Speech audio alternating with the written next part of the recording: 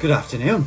It's 5 o'clock here on Instagram, and we are about to do our last live at 5 for November. Yes, our Movember specials that have been running out through the whole of November. This is the last one. Why? Because it's the last day of November, people. Come on, pay attention, keep up.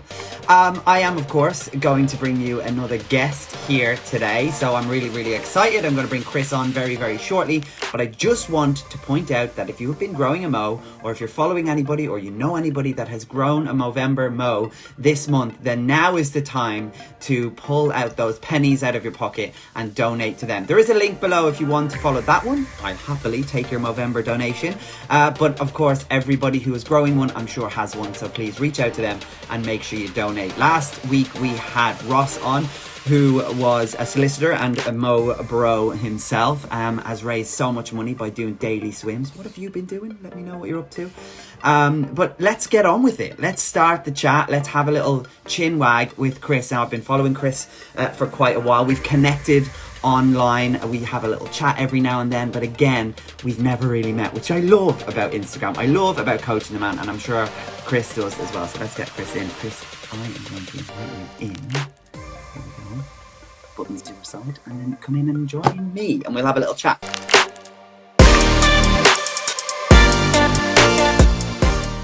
Hello. Oh, Hi. hi there. How's it going? I'm really well, thank you. Lovely to see you. Likewise. Nice Mo. Both looking lovely, yeah. Oh. Yours is a little bit more impressive because it comes round the side, almost like a... I feel like it's got like WWE wrestler vibes. Yeah, that was the vibes I was going for. So yeah, I'm glad to hear it. Who is your most inspiration in life? WWE. Yeah, that's one of life's biggest questions, isn't it? Yeah. I was just kind of hoping that it would grow when I first started it. Mm. Well, it's done more than that. By the way, I was saying to you, I think we were messaging back and forth. And I was very impressed with your Mo attempt. I think it looks top notch. I actually, thank you, by the way. I really appreciate that. I was actually saying to somebody who said, "Oh, you've got a good mustache," and I was like, "Yeah, I mean, it doesn't grow in the middle." And then I was informed that some people actually shave this bit away for effect. So I was like, natural beauty. Yeah, you could just say that's what you were doing. You just claiming to shave this part off for the look. Yeah. Well, first of all, like, you know, good Mo growth, but also fair play to you for getting involved in the campaign. How has it been? Yeah, it's been fine. It's been good. It's something that I've done for the last few years because I think it's just a really important and easy way to improve the awareness around what Movember does, and in particular for me, I've got a very keen focus on all things mental health. So it's important for me to take part in Movember, and it's a really easy way just to open up conversations, because people say, "Oh, you're doing Movember," or "I like your tash," or some people say, "I don't like your tash." Yeah. But then that opens up a whole conversation. So yeah, it is a really easy and great thing just to do and get involved in every year. I always say to people, it's a great reason this month to kind of say, "Oh, are you growing it for any particular reason?" I mean, you say a couple of years that were you aware of Movember as a campaign before you realized the benefits to yourself? Yeah, I think so. I think Movember was something that I'd always, yeah, if I'm honest, when I first became aware of Movember, I don't think at that stage I would have actually been capable of growing a moustache.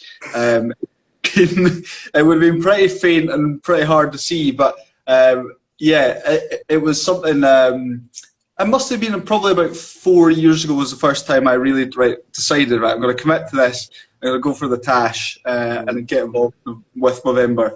And yeah, ever since then, it's been something that I love to do. There is a bit of a confidence deciding to not just let it grow, but let everything grow and then shave everything around it. Yes, yeah, definitely. And it's always interesting because the first few weeks of Movember, I'm like, I'm not sure if I like the moustache. But then the last 2 weeks, I don't want to get rid of it. I absolutely love it. Really don't want to shave it, but we'll see. It's when it starts getting into your mouth. And the other day I had, I went and had brunch on Sunday, and my housemate was like, "You've got a bit of egg in your mustache," and I was like, "Okay, it's time for it to leave. It has to go." Yeah. I don't want to be that guy. Absolutely. But I want to obviously get you on because you're known as the well-being PT, and you talk a lot about mental health, and you talk about it in such a really positive way that makes it really accessible for other people to feel like they can talk about it too. So, I mean, my first question, just getting straight into it, is how did you become the well-being PT? Yeah, good question. Well, thanks for that. Yeah, it's amazing, to be honest, because if you had asked me when I first started off as a PT, you know, where would you like to go with this? I would have said something like sports development, like athletic performance, working with athletes, speed and agility work, because that was the stuff I really enjoyed, and I still do. But bottom of the list, absolutely, you couldn't go any lower on the list, would be mental health, because to be honest, at that stage, I was really struggling with my mental health, and I didn't really have an understanding of mental health. I didn't recognize mental health to be a thing per se, and I certainly didn't understand the realness of mental health issues, even though I was really struggling at that stage. So yeah, it's been quite amazing for me to actually end up going down this route. But basically, like I say, I was struggling with my mental health, and it was depression and suicidal thoughts in particular that were causing lots of issues for me in life. I was still able to go to work, I was still able to function, but I was able to hide it all really well. So nobody was aware of what was really going on at that point. But it got to the stage where I just felt like I couldn't keep it in any longer. I think as men, there's this almost unspoken pressure, sometimes spoken pressure actually, to just get on with things, to manage your emotions, to manage the stresses, to manage everything that life throws at you, without making a fuss about it. Yeah. You're meant to be a man, you're meant to be strong. You don't really talk about your emotions. That's really for women. That's what women do, which obviously is totally incorrect. But that was definitely my perspective on things at that point. So I thought I was strong enough to deal with this by myself. But the longer I tried, the worse things got, to the point where I eventually spoke to somebody, and that was really the turning point for me, because it allowed me to get more support around me, become a little bit more comfortable about talking about my emotions and being honest about what was going on with me personally. And eventually I went to the GP, got some treatment, and over the course of 4 or 5 years after that, I think, yeah, probably about 4 or 5 years, things did begin to improve, but slowly. It took a lot of time. There were lots of ups and downs along the way, but it was such a valuable experience for me. And that might seem like a strange thing to say, because obviously if you are struggling with depression and someone says, oh, this is a really valuable experience for you, you'll probably knock that person out. You probably would, because that is the last thing you want to hear when you're really struggling. Like, this is good for you. Yeah. But I personally have found a lot of value in that whole experience. It's taught me about mental health. It's taught me about myself.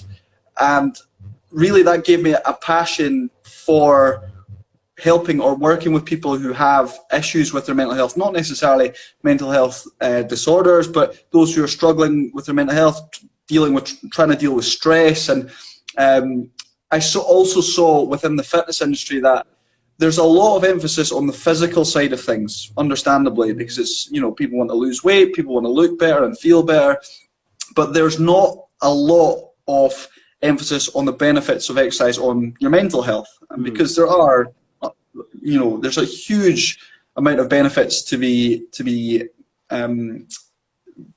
amount of benefits from exercise on your mental health as well as your physical health. But there was this big gap I saw in the fitness industry, where those people who are struggling with their mental health just feel like they can't exercise. I reflected on, the time where I was really struggling with my depression and suicidal thoughts, and even as someone who loves health and fitness, I would really struggle to get myself along to the gym or to go do some kind of exercise outdoors, or even football, which I loved playing. It was a real drag and challenge. So if that was me, someone who's really passionate about health and fitness, and even I was struggling, those who are in that position, who perhaps don't have the same drive and passion for health and fitness, are going to be finding it even more challenging and miss out on those benefits of exercise. Yeah. So yeah, that's sorry, a long story, but that's No, eventually how I went down that path.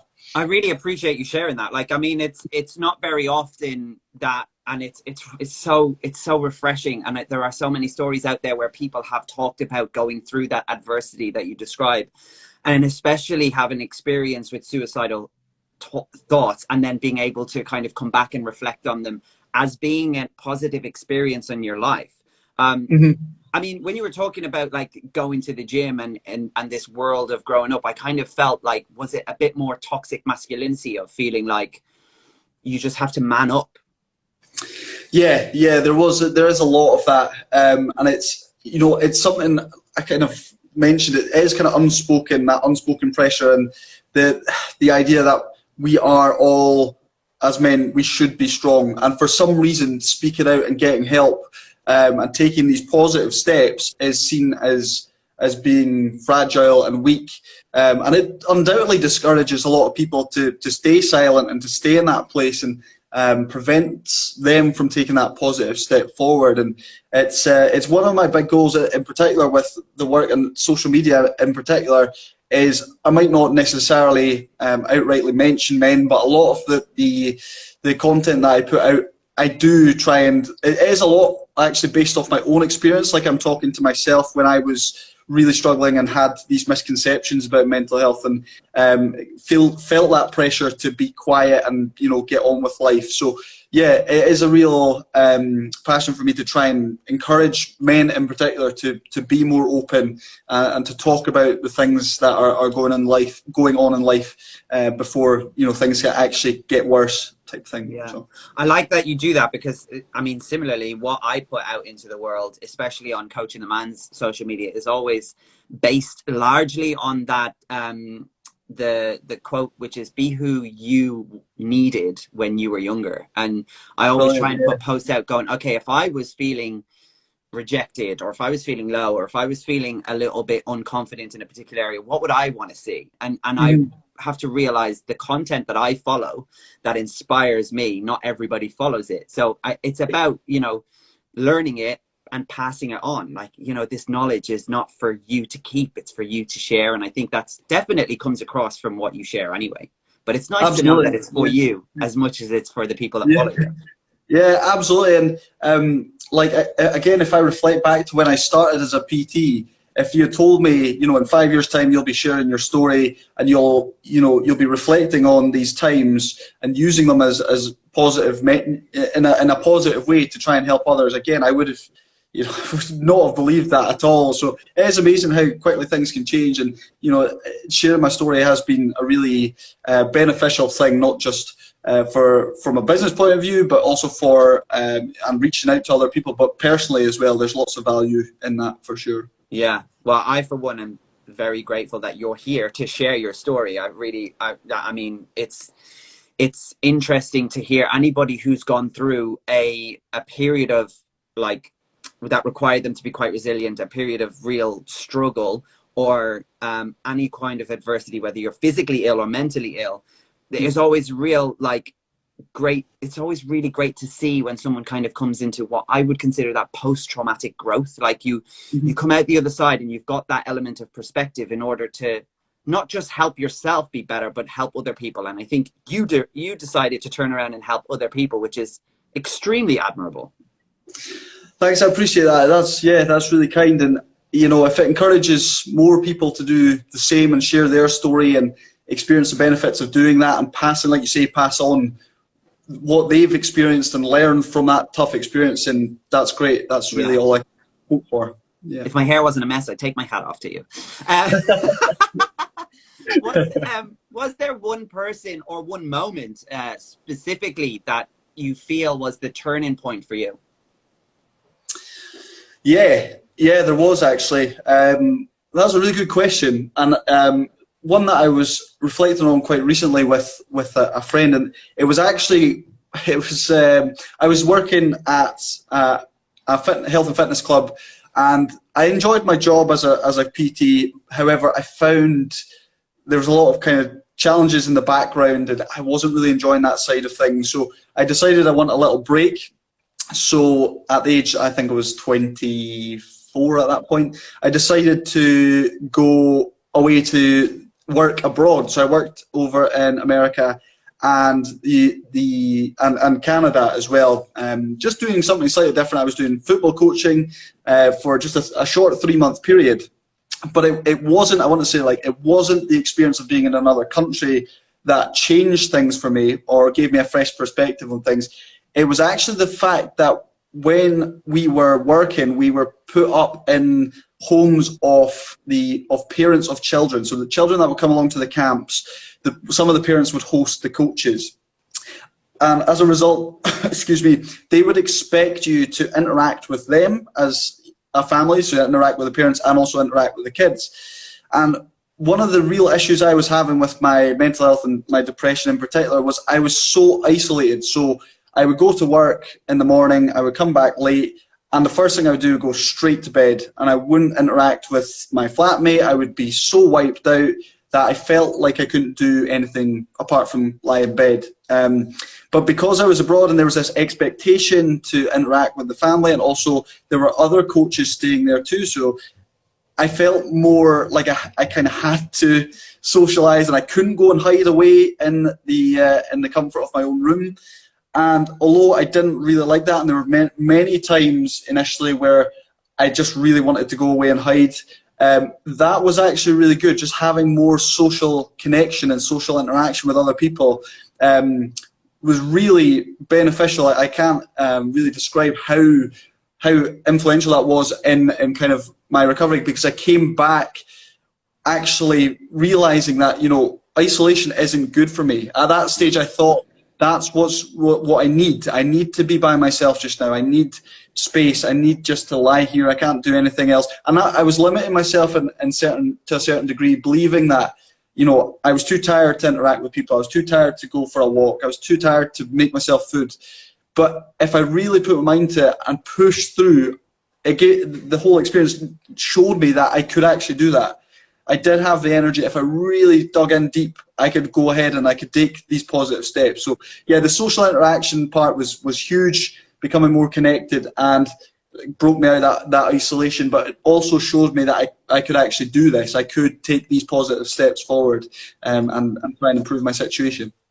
It's so bizarre that experience of being quite isolated and feeling like that I need more of this. This is why I'm tired. This is why I'm exhausted. But actually being forced out of it is what made you feel like you need more of the opposite. And there are so many people nowadays, having had 2 years of being stuck in isolation and had their social circles restricted so much, to the point now where they probably are watching this or sitting at home believing that they need to go into themselves. They need to be socially social loners a little bit more. So it's quite interesting that you have that experience years before isolation was even a word on the tip of people's tongue. Yes, for sure. I would consider myself to be quite introverted. So I typically do like my own company. And so again, this kind of contributed towards the idea that being by myself, you know, spending time in my room away from other people, that was good for me because that's who I am as a person. But that doesn't get away from the fact that we are all human beings. We all have that desire to be social. No matter how introverted or extroverted you feel you are, you do have that need to be social and spend time with other people. So yeah, lockdown was obviously really tricky for people. And you're right, I do think it may have changed people's perspective slightly on spending time alone, and without knowing, people may have become a little bit more isolated. But if there was anyone in that position, I would encourage them to try and push through and break out of that. That's not to say there's not going to be days where, you know, it's fine to stay home and stay in your own company. There's some days where we absolutely need that. But when it becomes habitual and it's something that we're doing every day and we're not having the same kind of interaction, we're beginning to drift off into isolation, and that is potentially going to either make things worse or kind of keep you in that difficult situation. Yeah. So if you were to say to yourself, give yourself a piece of advice back in the day to how to break out of it, what would you even say to encourage someone that feels very introverted like you to push their boundaries and maybe reach out in social circumstances because it will make you feel better? Yeah, it's really difficult because with depression in particular, it's easy to hear the advice but just disregard it as, yeah, that might work for some people, but it's not going to work for me. Because especially if it's been a prolonged period of time where you've been struggling with your mental health or depression or whatever it may be, when you hear that advice, it's like, well, you know, I've my experience is different to that. You know, I've not experienced that, so it is extremely challenging for sure. But yeah, that would be one of the main things I would say is you can actually take these positive steps. So, you know, it sounds cheesy to say, but actually believe in yourself, because it is possible to recover. It is possible to take positive steps forward. So that would be the first thing. Speak as much as you can, and as much as you feel comfortable. Never let anyone pressure you into speaking, but you know, hopefully you have some people in your life who encourage you to be open, or give you the space that you need to be open and honest about what's going on. Talking is undoubtedly one of the best things that you could do, and I wish I had done it sooner. It took me a number of years before I told one single person, and by that stage things had developed quite significantly. Whereas I feel like if I had spoken out sooner and started gathering that support network around me and getting help from the GP and from other people and medical professionals, then I may have been able to recover a little bit sooner. Who knows? It's hard to say for sure, but certainly speak out, get as much help, and build that kind of support network around you.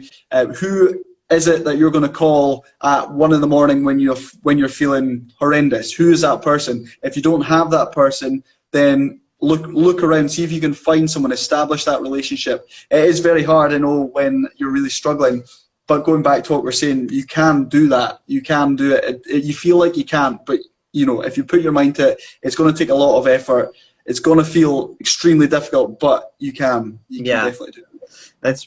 It's really, really good, like, advice, if it is considered advice, but more because it's so specific to each individual. I mean, sharing your story and speaking out is definitely something that I am a flag bearer for. And I wonder if you had the same experience. And, you know, once I started beginning to share my story and be more honest and vulnerable, and I don't want that to be misconstrued, and I don't think it is, of me telling everybody everything, because I still do have a private life. But I share my story in order to make other people feel like their story is valid and deserves somebody to hear it. So do you get people messaging you, coming to you, sharing their story now that you've shared yours?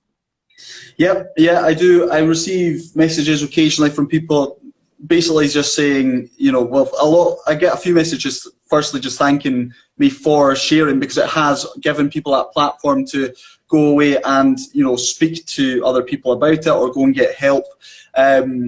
So yeah, and certainly from conversations with people, it's allowed, people know when you're open and honest, people know that they can come to you and be honest with you. And I think that in itself is so important, because for that one person, that one friend you have, you might be that only person. And the only reason they really know, or maybe not the only reason, but one of the reasons that they know that they can come to you and speak to you openly and honestly is because you've shared that story. So yeah, absolutely, it does happen. And it's something that, you know, it encourages me even more to keep talking and keep sharing my experience, because I know there are thousands of people out there, thousands of men, thousands of women as well, who are undoubtedly in a similar, if not the same position to where I was a few years ago. So if I can share my story and they can relate to it and be like, oh wait, that, you know, that sounds like me, that's exactly the situation that I'm going through. Yeah. And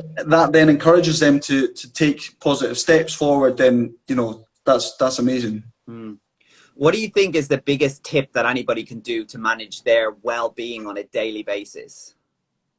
Oh, that is a good question. That is a good question. Should have prepared me for that one. Oh, sorry. What do you do to manage your own well-being? Because obviously, being the well-being PT, you're always looking after other people. And I think there are a lot of people out there that serve other people in their daily life, but forget to serve themselves. So is there something that you have to remind yourself of occasionally to make sure that you're looking after, you're doing what you're preaching, basically? Definitely, yeah, absolutely. So it's for years, I was always under the impression of like self-care is selfish, or the whole idea of self-care is selfish. Like, you know, I'm taking time out for myself. It's something that I want to do. But ultimately, like you say, if you're caring for other people, or not even that, if you're busy with work, life gets stressful, you need to find that time for yourself, because you can't operate, you can't continue to work, you can't manage to juggle all that life throws at you if you're just constantly on the go. You're constantly trying to deal with everything, you're pushing everything to the side, and you're not prioritizing yourself. And it took me a long time to recognize that actually self-care isn't selfish, it's essential if I want to make positive progress here, and if I want to maintain good mental health and mental well-being, as well as physical health and well-being as well. So something that I find very helpful, although a few years ago I didn't find it so helpful, is journaling. So journaling is something that I try and do regularly, because it just allows me to reflect on how I'm feeling, because there's some days where, you know, life can get really busy, and just by taking a few moments just to reflect on, okay, how am I actually doing today? The journal that I use gives me the opportunity to set intentions and achievements. It also allows me to reflect on what I'm grateful for, which was really powerful, and it is still powerful to this day, because when I reflect on when I was feeling depressed and struggling with depression, life was really, you hear people say life is great, depression makes things great, and that is, I feel like, a really good description, because it is very hard to find positives in life. So by journaling and kind of reflecting on life and how I'm feeling, and trying to pinpoint a few positive things in life, it gives you a perspective, and it's just kind of like a daily MOT type thing, just checking in with yourself, seeing where you're at, setting a few intentions just to kind of structure your day. And yeah, that's a tool that I personally really like. I find it to be very beneficial for myself, and I encourage other people to use it as well, because it is so simple. That said, I recognise everyone's slightly different, so what works for one person may not work for another. They may find benefit in other things, but for me personally, yeah, journaling and kind of reflecting on myself and on my day is certainly helpful. Yeah, I would have to second that, because journaling is definitely something that made me become a little bit less anxious and more living in the present, because I don't know, a lot of people go to bed at night with a lot of like noise in their head of all the things they need to do and all the things they didn't achieve and all the negative stuff. And it really helps.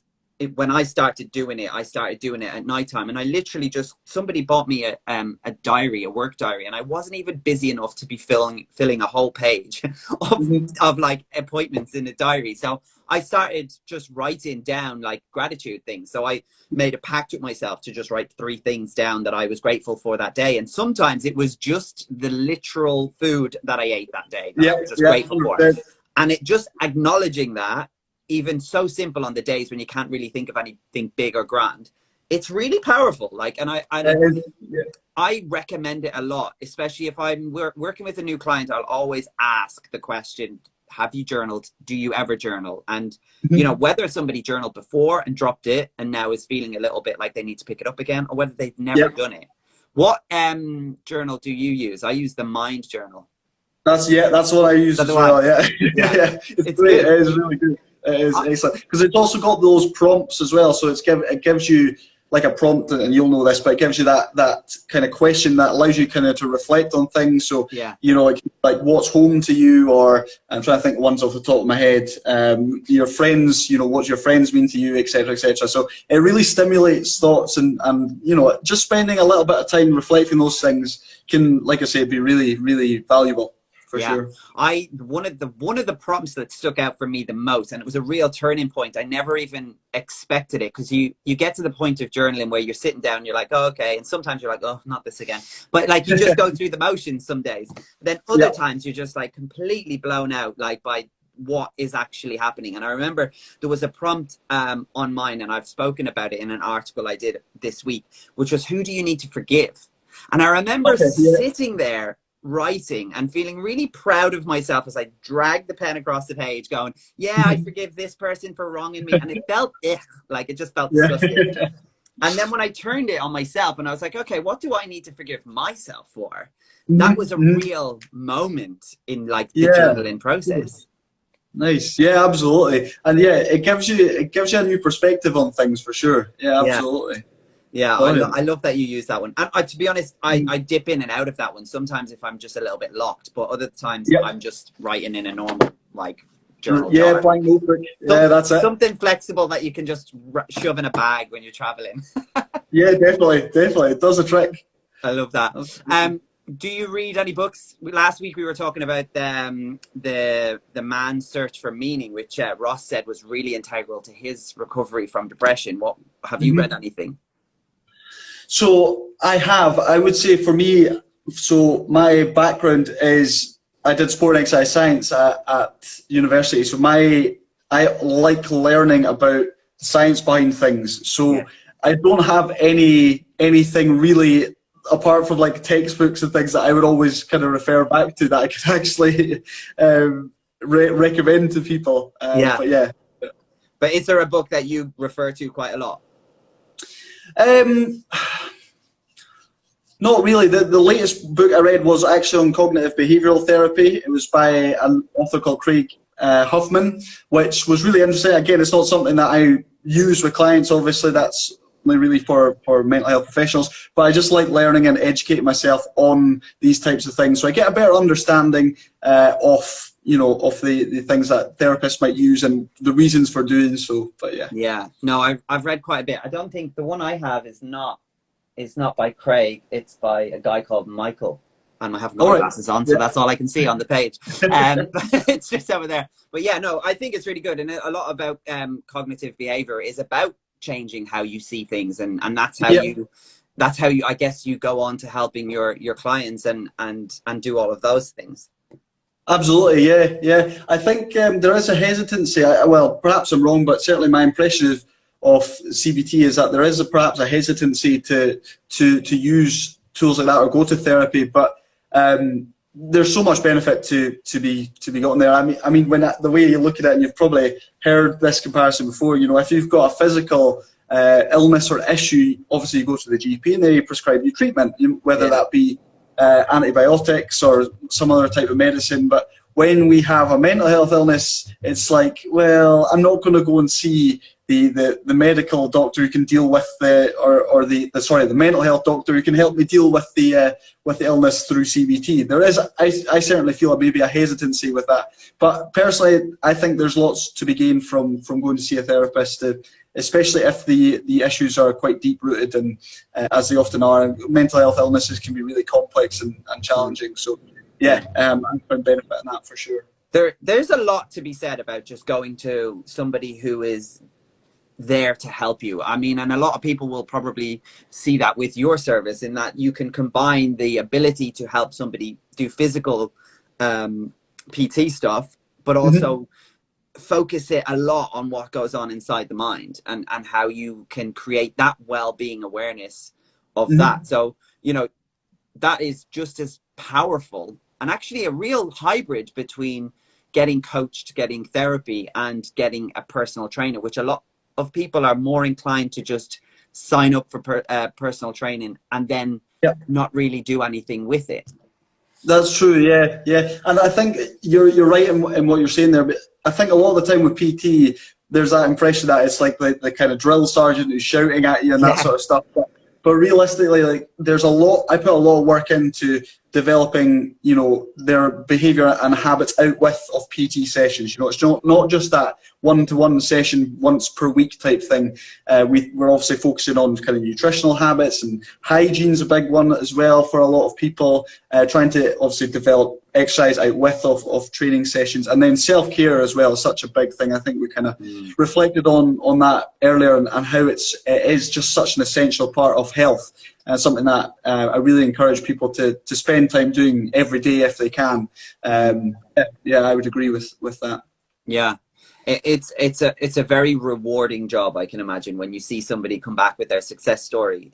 Yeah, yes, it absolutely is. I mean, there's no other job that I'd rather do. I've always had that passion for health and fitness and for helping people. So yeah, you're quite right. It's a lot of hard work. Don't get me wrong, but yeah, it is very rewarding at the end of the day when you see people's progress and they're reflecting on it and they're over the moon with the progress they've made as well. So yeah, I would have to agree with that for sure. Yeah, well, I think you're amazing, and I know from experience that what people see from social media and from everything is not even the tip of the iceberg. You know, there's so much that goes into getting it to that point. So I'm very grateful that you shared your story. I'm very grateful that you share all of the content you share. It's not only helpful for people, but I find it really helpful. It's really nice to see other people out there promoting this stuff. And it might, you've shared, I think definitely in the past, you've shared posts which have reminded me that I actually have a connection to that particular story or that way. And I was like, oh, I'm just going to share that from my perspective, because that will help the people who know me. So, just keep doing it. I appreciate it. And I can see that it's really helping. Thank you very much. That's really, really kind. And I will. Yeah, I'll keep plugging away at it for sure. Yeah.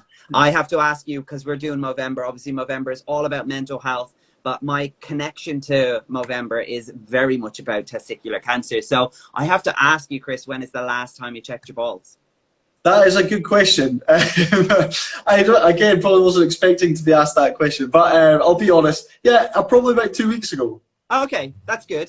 I am in a good habit. Do you know what you're saying, actually? Do you know what you're saying? See, my post kind of reminds you to do X, Y, and Z, or you see it from kind of, oh, that relates to my story. Seeing your post is always a good reminder for me to go away and do that, because otherwise, it's something that you can easily forget about. So yeah, thanks for that. Well, I appreciate your honesty, because a lot of people don't actually know. If you know the last time you checked them, then at least then once a month you can make sure that you top that up. So thank you for answering that honestly. You're welcome. You're welcome. Sure. This has been awesome. Thank you so much for popping in and doing Live at 5. I really, really appreciate it. Of course. Thank you so much for inviting me. It's been really nice because obviously we've kind of connected over Instagram, but never really actually interacted in person type thing. So it's been awesome. Thanks so much. Instagram friends. Well, we can now be that. At least we've had a conversation now. Absolutely. When are you doing the big shave? Oh, I know. This is the dilemma. I'll probably do it tomorrow. I've not 100% decided. Like I said, I quite like the tash now, so part of me wants to cling on to it, but I'm not sure. If anything, it'll be in my head tomorrow, but we'll see. What about you? Yeah. Well, I think I'm probably going to get rid of it. I mean, my hair is about to be reblonded in the next 24 hours, so I'll probably just completely whip it off straight away. But this is not working, so I'm going to have to figure out how to make it work, because I am not shaving with a wet razor anymore. Yeah, fair. That's fair enough. You can please feel free, let yourself out. Thank you so much for coming. I really appreciate it. Best of luck with everything, and let's do this again sometime.